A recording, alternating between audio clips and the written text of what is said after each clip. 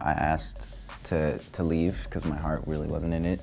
Hollywood, a tough biz to break into, an easy one to want to leave, and a hard one to actually leave. It sounds like these actors jumped ship at the first chance they got, ready to find out who was done with their TV shows before the conclusion. I don't want to survive. Number 1. Bridgerton. Regé-Jean Page left Bridgerton because he was perfection. He was actually invited back to the show, but he felt the love story was wrapped up so perfectly. Why should he come back? Plus, he's such a big star now, he could basically get whatever he wanted. He said, "I have nothing but excitement for Bridgerton continuing to steam train off and conquer the globe. But there is also value in completing these arcs and sticking the landing."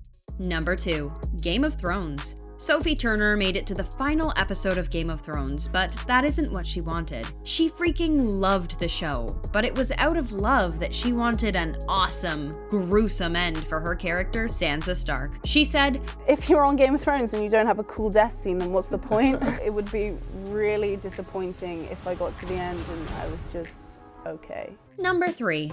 The Office. The story of Steve Carell's exit from The Office is a lazy one. When contracts came due to be renegotiated, Carrell didn't sign, stating he wanted to spend more time with his family. But the company running The Office was on shifting sands, and the new execs didn't understand how much of a beating heart Carrell was on the show. Turns out, they didn't even try to get him to sign.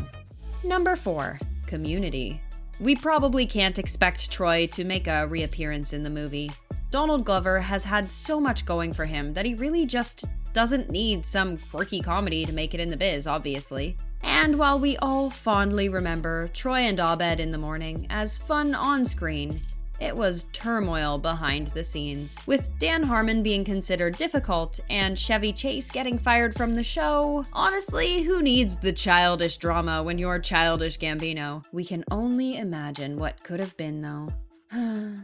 Number 5. The Force Awakens. Harrison Ford was not bored of Han Solo. Not at all. He admitted, "I think it's fitting use of the character. I've been arguing for Han Solo to die for about 30 years. Not because I was tired of him, or because he was boring, but his sacrifice for the other characters would lend gravitas and emotional weight." That doesn't work so well when people prefer the original to the new characters, though. Why, Harrison? Why? Number 6. Gossip Girl. The people Taylor Momsen worked with had intense opinions about her disrespectful attitude on set. A brat who annoyed everybody. She was always on her phone. She was dropping lines. Turns out, it's because she didn't even want to act. You know what? That's a good reason at 12 years old not to be so great at your job. She said, "I started modeling at 2, and then acting at 3, and then Gossip Girl when I was 12, so I wasn't really making my own decisions. When I got to a place where I realized I was in control of my own life, and had found the right band and everything was coming to fruition, it wasn't even a question. I was going to quit my day job. I came to set every day with a fucking guitar. But I'm very lucky that the producers were nice enough to write me out, allow me to tour, and pursue my passion, because they very easily could have told me to go fuck myself and keep me on the show. XOXO. Number 7. Grey's Anatomy. After 11 seasons of Grey's Anatomy, Patrick Dempsey decided it was finally time to go. He found the show all-consuming of his time, and he wasn't able to spend it with his family like he'd wanted. Actually, he said that he should have moved on a couple of years earlier. In the book, How to Save a Life, the inside story of Grey's Anatomy, the former executive producers paint a slightly more dramatic story. Supposedly, Patrick was terrorizing the show, complaining about how time-consuming it was. Alright, that adds up with what he said too. But also, he was butting heads with Ellen Pompeo and Shonda Rhimes. He did eventually get brought back in season 17 for a few coma episodes, so it couldn't have been that bad on set. Number 8. One Tree Hill.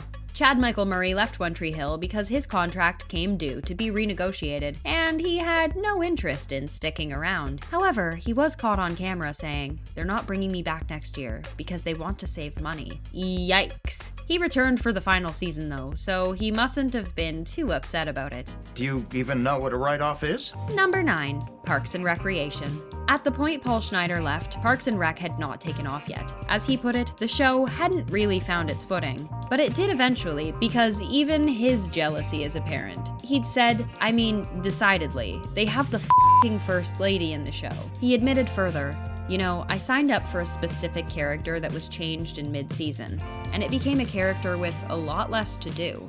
And all of a sudden, I was kind of confused. Initially, they had plans to bring Paul back, but nobody expected guest stars Rob Lowe and Adam Scott to really become staples of the show. Suddenly, there was no need for Mark Brandanaquits. Who do you think is superior, Ben or Mark?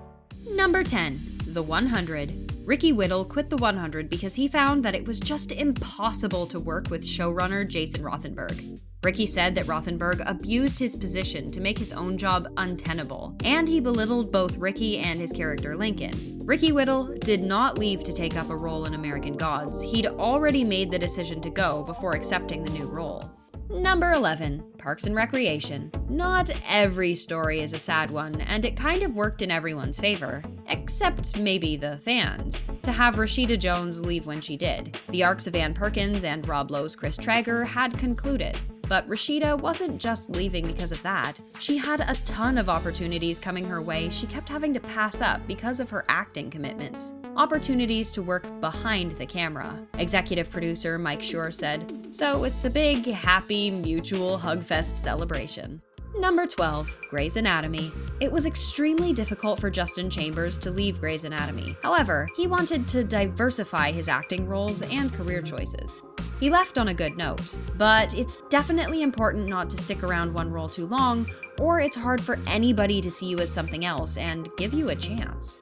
Number 13, Breaking Bad. Dean Norris asked if his character could be offed in the first half of season 5 of Breaking Bad because of scheduling conflicts. He said, "Would it be interesting if Hank died in the first 8? They said, "No, we kind of need you for the last 8. We've been building that up for the last 5 years. Obviously, I'm glad that they did. The scheduling sorted itself out. Number 14, Grey's Anatomy. Chyler Leigh left Grey's Anatomy for her family. She loved the cast and crew, but honestly, 5 years is enough sometimes. She said, I cried for hours after we had finished filming. Just letting go. It's letting go of a part of yourself, but I think it was handled really well. I thought it was a beautiful way to go." Number 15, The Handmaid's Tale. Alexis Bledel, who plays Emily, stepped away from her role in the penultimate season of The Handmaid's Tale, and her leaving is steeped in mystery. All she said was, "After much thought, I felt I had to step away from The Handmaid's Tale at this time." She gave her speech about being grateful to the crew and gone. Why do you think she left? Some actors see acting as a job and not a dream. Then there's those who are so passionate and intense that they want their character written off as a gut punch to the fans. What write-off are you still not over? Let us know in the comments, and thanks for hanging out with us here at The Things.